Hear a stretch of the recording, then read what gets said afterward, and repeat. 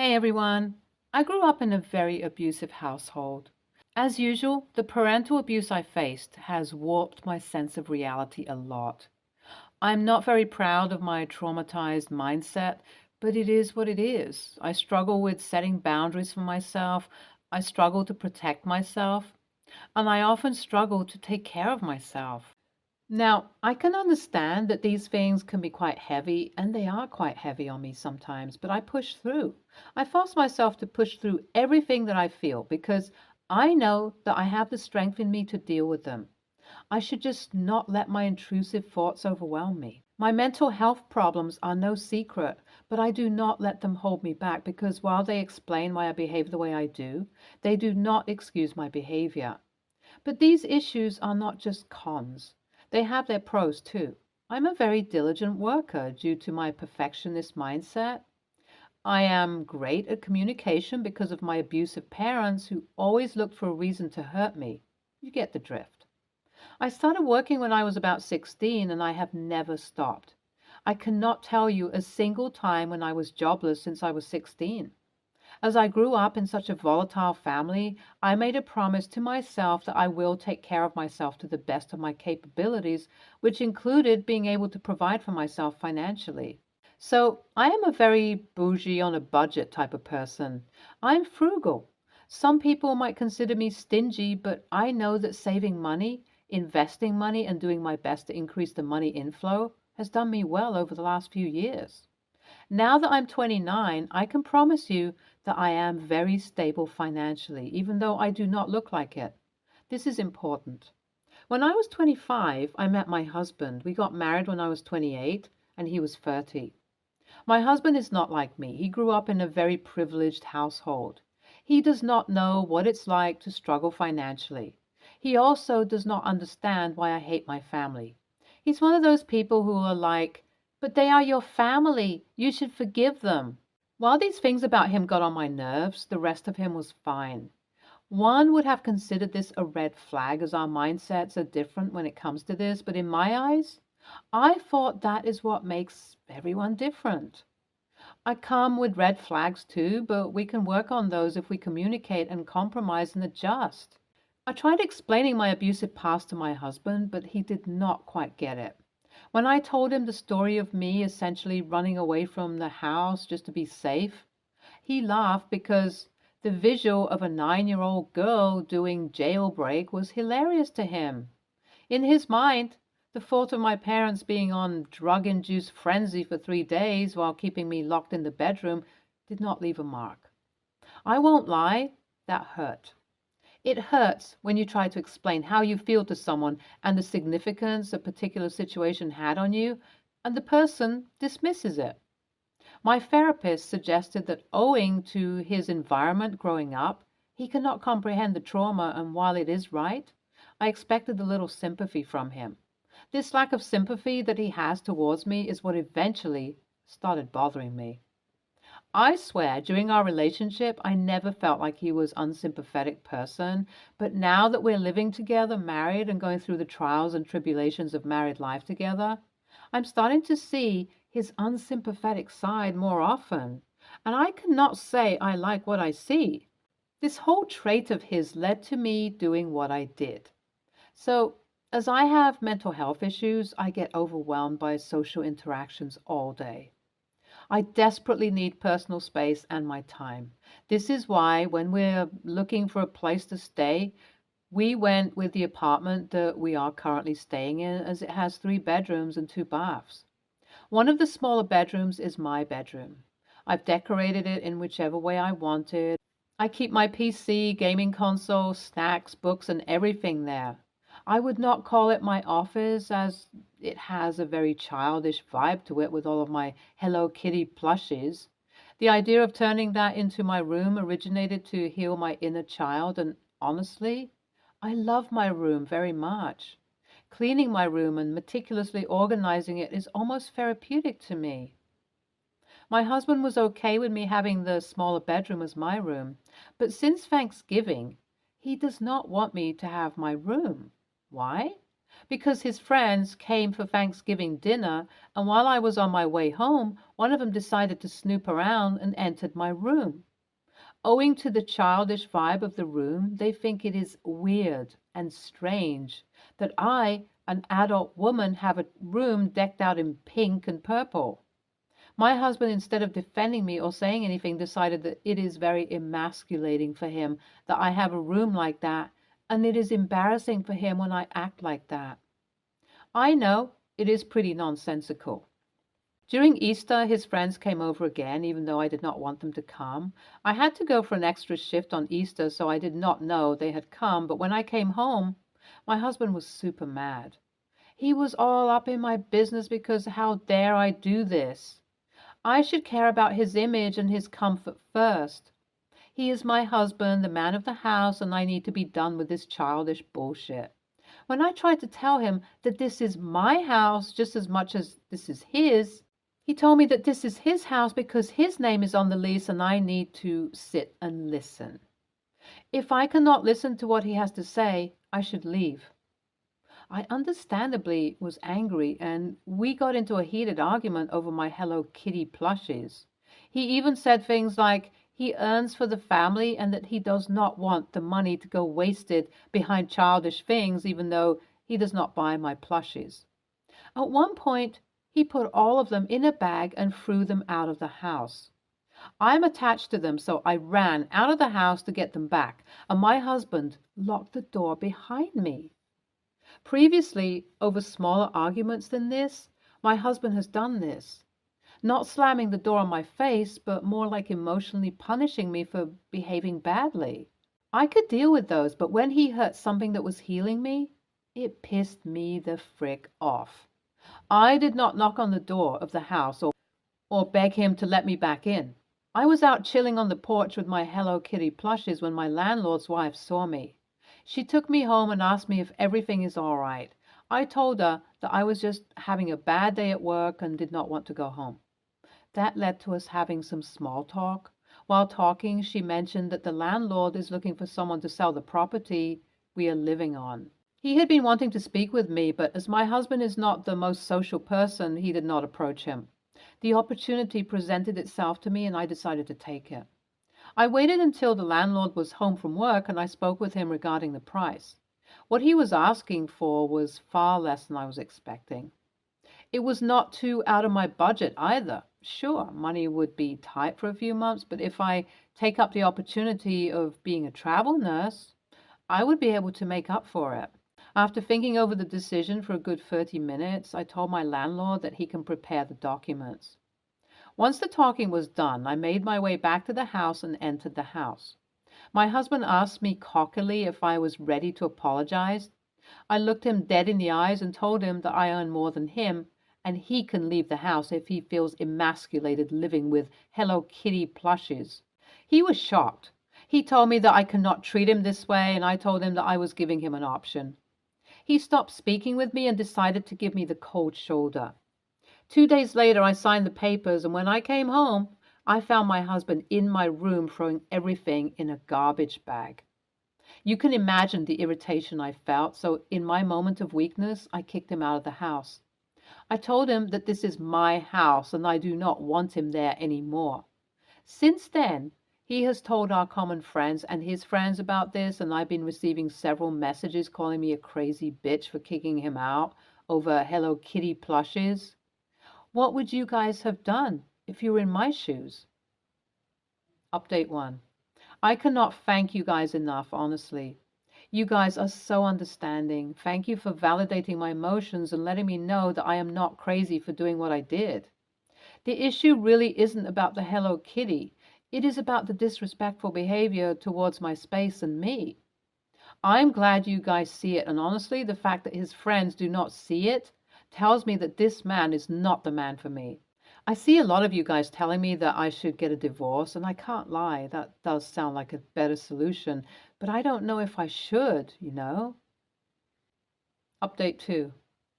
My husband decided to break into my house while I was at work and destroy my PC. Lucky for me, the neighbors across the street saw him breaking my PC in the front yard, and they testified when I brought it up to the police.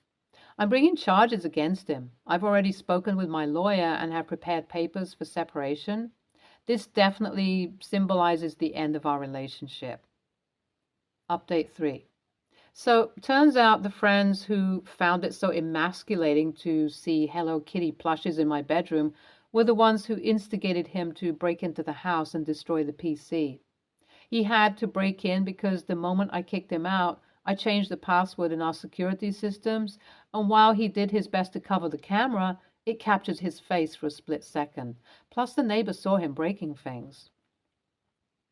He told the jury that he broke into the house to rip those plushes up, but lucky for me, I started carrying those plushes with me in my car as I was sure he was going to do something stupid.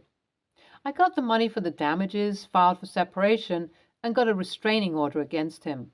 Overall, I am glad that I do not have to surround myself with someone who does not want to be a part of my healing journey and simply wants to bring me down.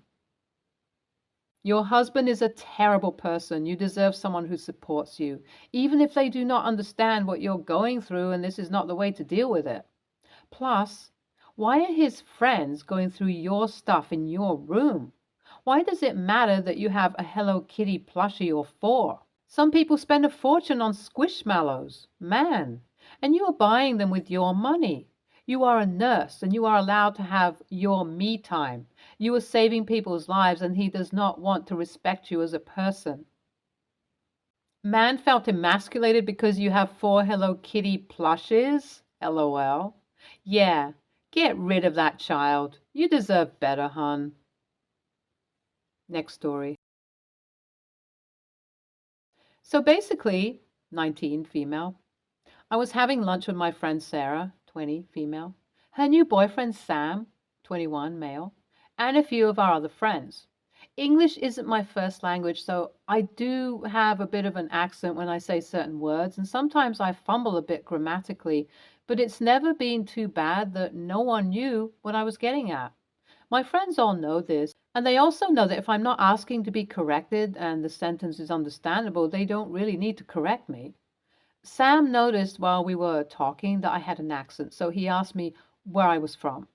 I said that my dad is from the US, but my mom was from Brazil, so I spoke Portuguese and sometimes Spanish at home, but I only ever learned how to read, write in English. Sam kind of laughed and then said, "Your mom was from Brazil? How does someone stop being Brazilian?" The word you should have used was is. My mom passed away when I was 12.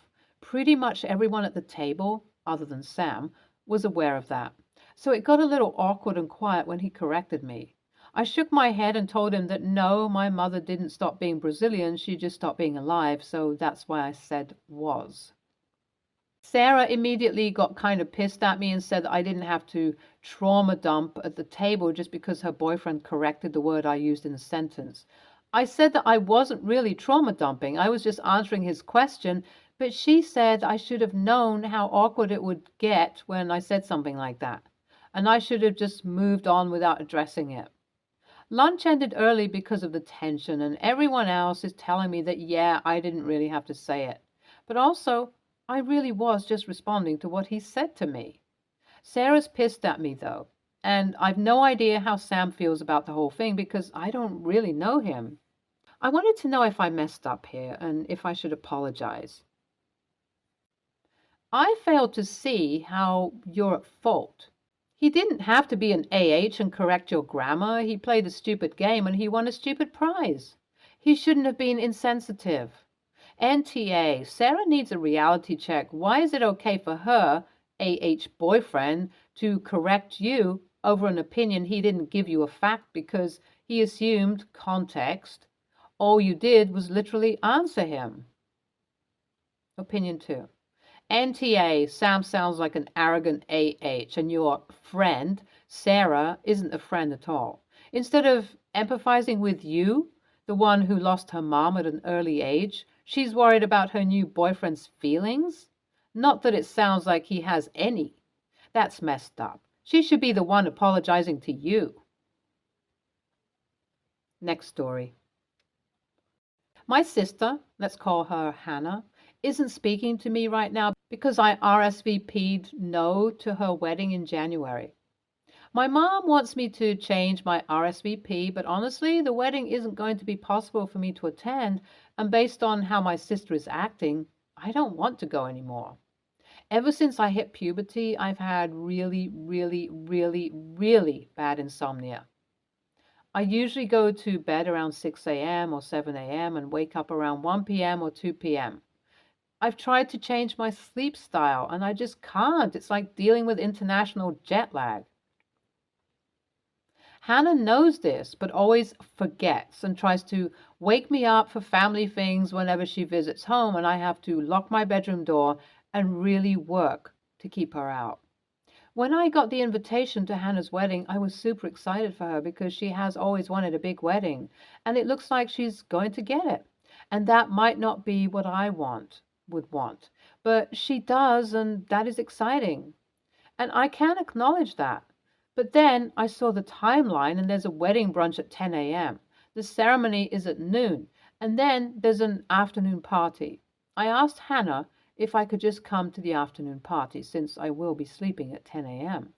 And she got furious and started yelling over the phone about how, since I'm her sister, I need to be there for the ceremony. I laughed and told her there was no way I could be there in time because it would basically be like trying to get someone on a 9 to 5 work schedule to attend an event at 2 a.m. I probably shouldn't have laughed, but it just felt so ridiculous. If she wanted me to be there for the whole thing, she needed to plan for a time when I could actually attend. I work a full-time job as a freelancer, not just normal hours because of my insomnia, so it really bugs me when people act like my time is worth less than theirs. But now wedding preparations are happening at the house. The brunch is going to be here. And my mom is really upset with me for not coming to the wedding. She wants me to apologize to Hannah and be one of her bridesmaids. Hannah isn't speaking to me at all, but she is speaking to our mom, so maybe that is what she also wants. But I just feel like she owes me the apology, not the other way around. But I might be wrong because this is the first big fancy wedding in our family, and maybe I need to suck it up because it's a tradition to have a morning breakfast or something. AITA? Edit. Okay, that was universal. AITA, I will apologize to Hannah and ask if I can still attend the wedding. I think it is probably best if I'm not a bridesmaid, but I can still put on a dress and show up even if I'm tired. Thank you to everyone that sent in medical tips. I am realizing that I need to get a second opinion that isn't our family doctor because she is actually kind of dismissive about my sleep issues. And I used to like that because she made my mom calm down and she supported me with a doctor's note for online high school.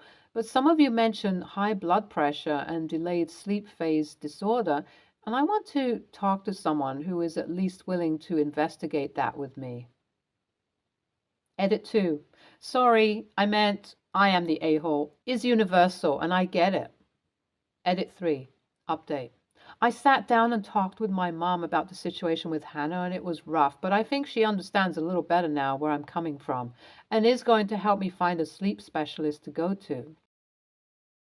I asked her if she thought I should call Hannah directly or if she should talk to her first, and she said I should do it. So I tried calling, but she didn't pick up. So I sent her an apology text.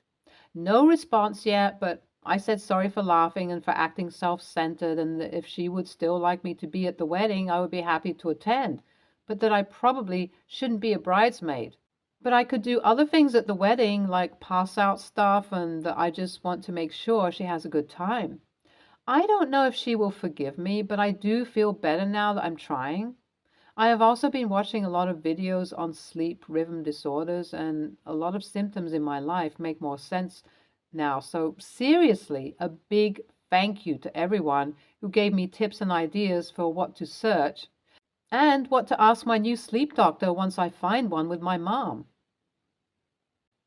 YTA for expecting events to be planned around you, for laughing, and for not caring enough about her wedding to consider talking to a doctor for help. If this happened in puberty, how did you attend high school?